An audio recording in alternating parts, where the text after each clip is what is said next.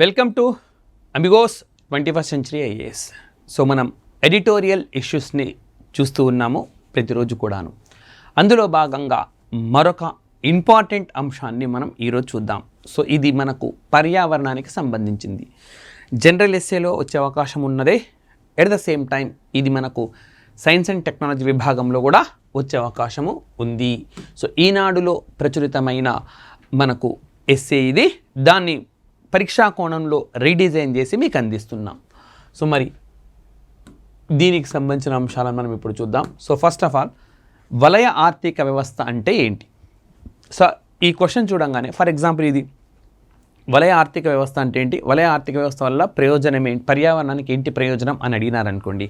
So ఇప్పుడు మనం వలయ ఆర్థిక వ్యవస్థ అంటే ఏంటి, వలయ ఆర్థిక వ్యవస్థ ప్రయోజనం ఏంటి, రెండు రాయాలి. సో ఇలా రాసే సందర్భంలో సమానమైన ప్రాధాన్యం రెండింటికి ఇవ్వాలన్నమాట. అంటే ఇది 10 మార్కుల క్వశ్చన్ అయితే 5 మార్కులు 5 మార్కులకు రాయాల్సినట్టుగా భావించి మనం దాన్ని కంప్లీట్ చేయాల్సి ఉంటుంది. సో మరి కాబట్టి దీనికి వలయ ఆర్థిక వ్యవస్థ అంటే ఏంటో తెలియాలి. ఇక్కడ 3 పదాలు ఉన్నాయి: రెడ్యూస్, రీసైకిల్, రీయూస్. అంటే ఆర్.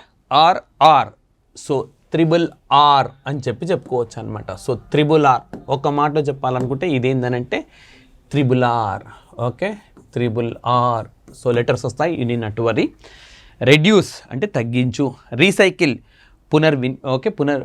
లైక్ మళ్ళీ దీన్ని తయారు చేయి, రీయూస్ పునర్వినియోగించు అని అర్థం అన్నమాట.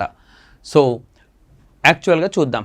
రెడ్యూస్ అంటే కాలుష్యం కలిగించే వస్తువుల వాడకాన్ని తగ్గించడం, రైట్? సో మనకు ఒక ప్లాస్టిక్ ఉందనుకోండి, అసలు వాడకుంటే బెస్ట్ కదా, సాధ్యమైనంత వరకు అవాయిడ్ చేయాలి. ఆల్రెడీ భారతదేశంలో 2022 జూలై 1 సింగిల్ యూజ్ ప్లాస్టిక్ను రద్దు చేశారు. ఇది ఆబ్జెక్టివ్ టైప్లో అడగదగ్గది. ఏ డేట్ నుంచి భారతదేశంలో ఒకసారి వినియోగించి విసిరి పారేసే ప్లాస్టిక్ను రద్దు చేశారు అని చెప్పి. ఎప్పుడు రద్దు చేశారండి? మనకు July 1, 2022. ఈ ప్లాస్టిక్ రద్దు చేసిన ప్రపంచం మొట్టమొదటి దేశం ఏదంటే బంగ్లాదేశ్ అని చెప్పుకోవాలి. సో కాలుష్యాన్ని కలిగించే వస్తువుల వాడకాన్ని తగ్గించాలి, రెడ్యూస్. నెక్స్ట్, వాడిన వస్తువులను పునఃశుద్ధి చేయడం, రీసైకిల్ చేయాలి. వీటిని ఏం చేయాలి అని అంటే రీసైకిల్ చేయాలన్నమాట. వీటిని రీసైకిల్ చేయాలి. వస్తుంది కదా, వచ్చేసింది మనకి, రైట్? పునఃశుద్ధి చేయాలి. నెక్స్ట్, రీయూస్ అంటే పునర్వినియోగంలోకి తేవాలి. సో దీన్ని మళ్ళీ ఏమన్నా దాన్ని రీయూజ్ చేయగలమా అని చెప్పి ఇంకొక రూపంలో దాన్ని వినియోగించుకోగలమా అని చెప్పుకోవచ్చు అనమాట, రైట్? సో మరి ఈ 3 సూత్రాలతో నిర్మితమైందే వలయ ఆర్థిక వ్యవస్థగా చెప్తున్నారు. చాలా చాలా ఇంపార్టెంట్.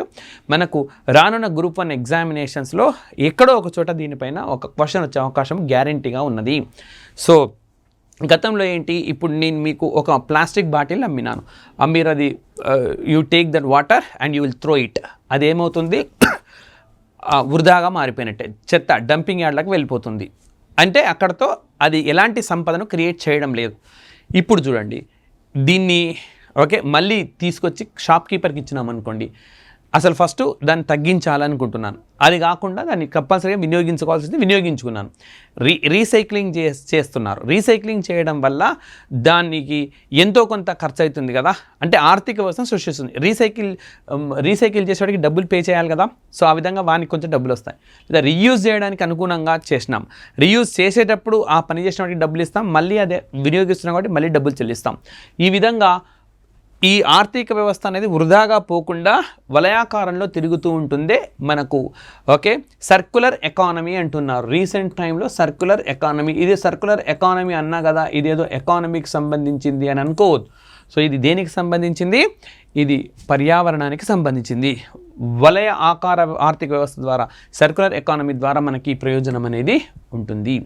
మరి సరళరేఖ ఆర్థిక వ్యవస్థ అంటే ఏంటి?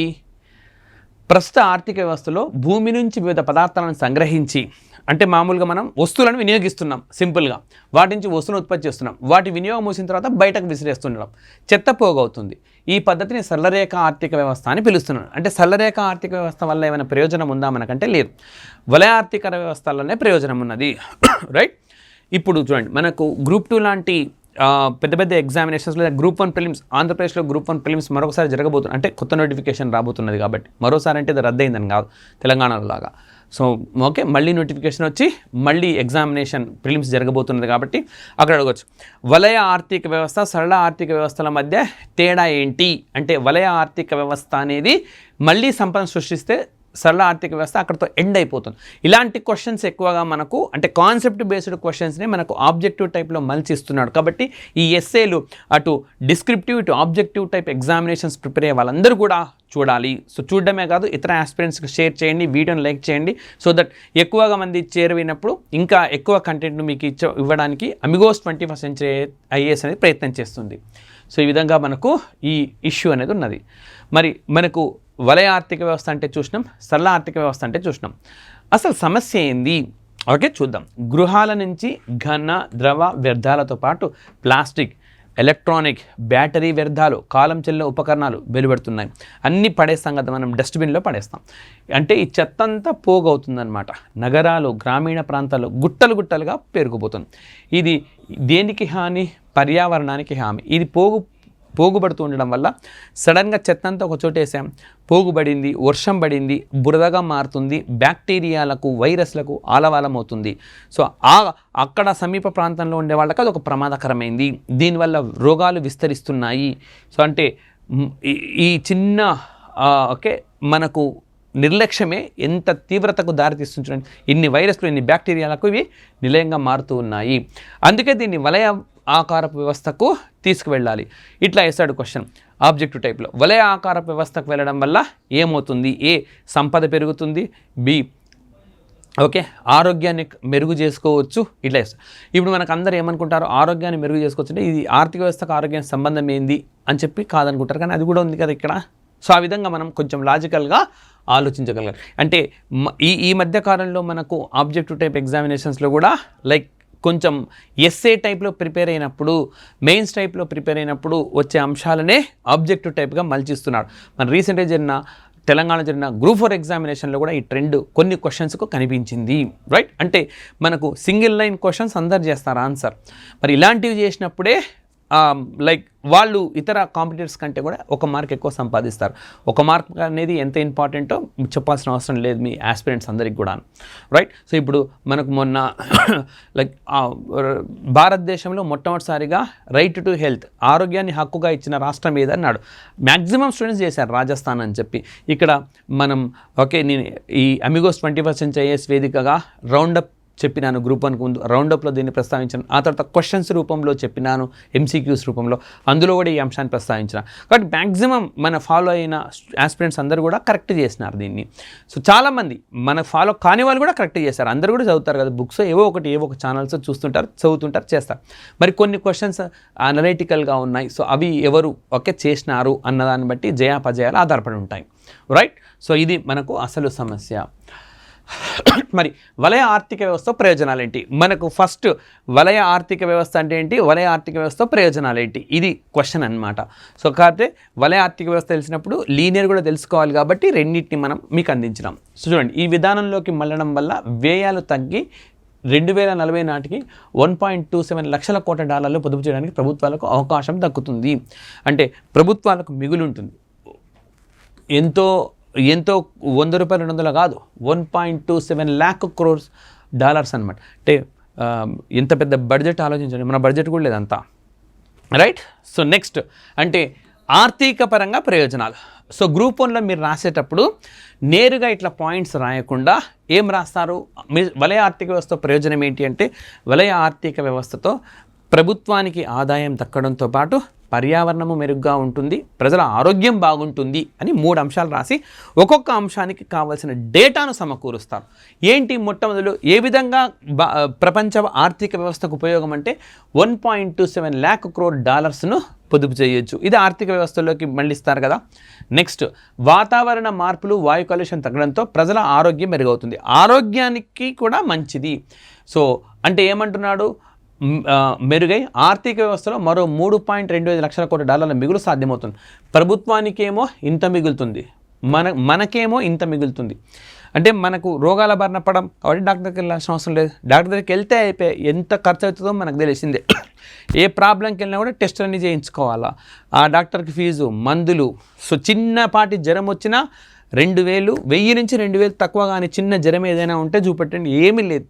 సో కాబట్టి ఇది మనము కంపల్సరీగా గుర్తుపెట్టుకోవాలి. నెక్స్ట్ ఉత్పత్తి రంగం విస్తృతికి ఊతమిస్తుంది. ఉత్పత్తి రంగం అంటే మ్యానుఫ్యాక్చరింగ్ సెక్టార్, ఉద్యోగాల కల్పనకు ఉపయోగపడుతుంది. ఏ విధంగా గతంలో వస్తువు పడేసేవాళ్ళం, చెత్తలో పోగయ్యేది, ఇప్పుడు మళ్ళీ తీసుకొస్తున్నాం, మళ్ళీ పునర్వినియోగిస్తాం లేదా మళ్ళీ పునఃసృష్టిస్తాం, రీసైకిల్ చేస్తాం.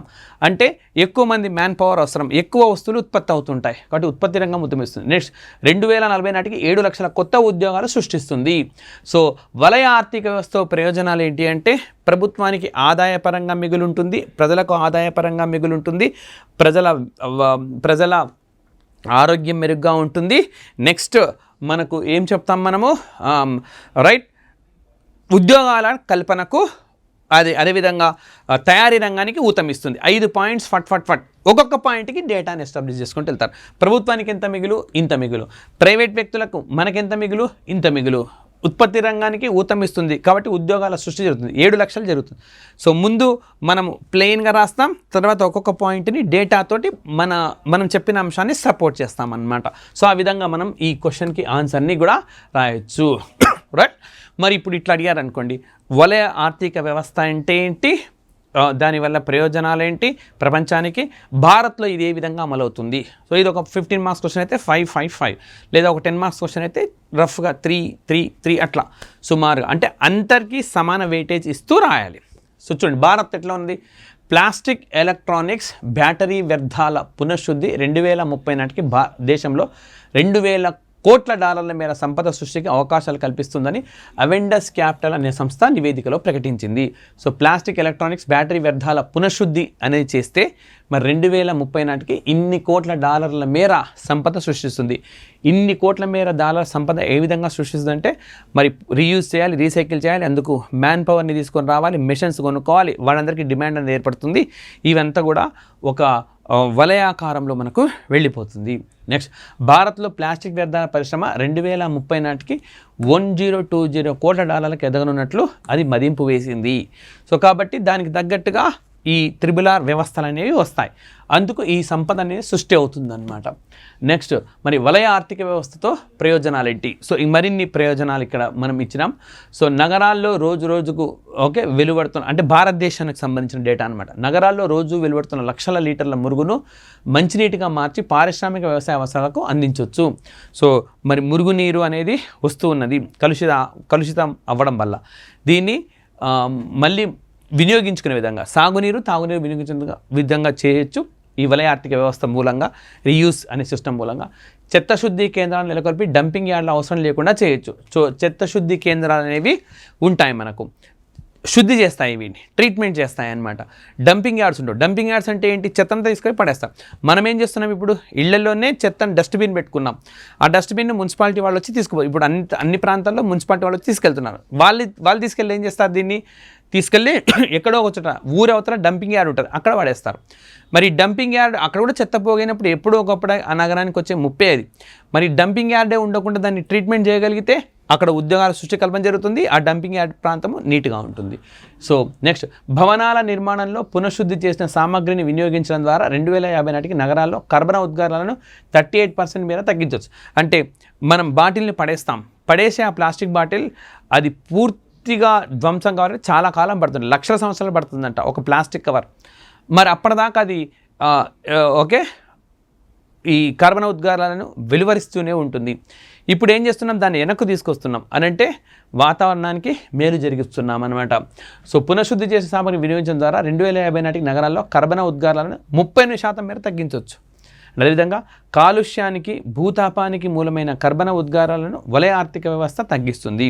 నెక్స్ట్ వాతావరణ మార్పులను సమర్థంగా ఎదుర్కోవడానికి కూడా తోడ్పడుతుంది. సో ఈ విధంగా మనకు ఇన్ని రకాలుగా ప్రయోజనం. సహజ వనరుల వినియోగాన్ని కనీస స్థాయికి తగ్గించి ప్రకృతి వనరుల సమతుల్యతకు దోహదం చేస్తుంది.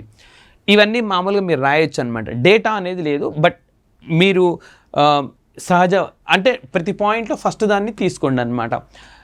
డంపింగ్ యార్డ్లను అవసరం లేకుండా చేయొచ్చు, అండ్ కర్బన ఉద్గారాన్ని తగ్గించవచ్చు, కాలుష్య కారకాలను తగ్గించవచ్చు అని చెప్పి ఒక్కొక్క దాంట్లో మనం ఈ పాయింట్స్ని తీసుకొని వస్తాం అనమాట.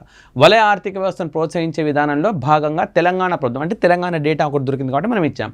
తెలంగాణ ప్రభుత్వం 142 పురపాలికల్లో, అంటే 142 మున్సిపల్ బాడీస్లలో 1962 తగ్గింపు, పునఃశుద్ధి, పునర్వినియోగ కేంద్రాలు ఏర్పాటు చేశారు. అంటే 142 మున్సిపాలిటీల్లో 1962 ఓకే రెడ్యూస్ రీయూస్ ఓకే ఈ రీసైకిల్ వ్యవస్థలను తీసుకొని వచ్చినారనమాట.